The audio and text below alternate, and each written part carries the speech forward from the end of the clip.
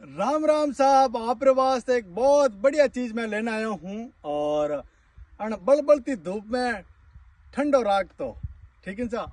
अपने जोधपुरी कंपनी जैनियम और एक शानदार हुड लायो है, 1 इंची ऐसे मार्क वालों और आरामदायक सीट और मैंने अस्तर भी बहुत ठंडो ठीक है साहब। तो इन बलबलती धूप में आपके वास्ते बहुत आरामदायक वेला, क्योंकि आपने ध्यान है इनमें धूप में आजकल ड्राइविंग करनी कितनी मुश्किल हो रही है।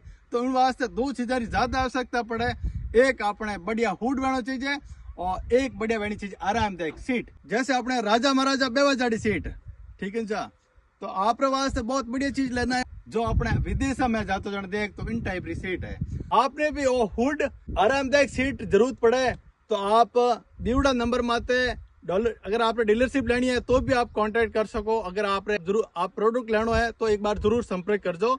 और नोट हमेशा ध्यान रख जो जैनियम कंपनी ही माल देखने खरीदे सा।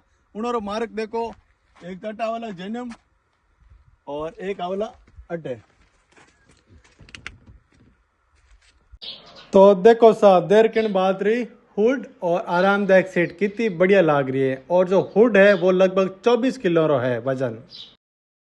ठीक सा, धन्यवाद सा।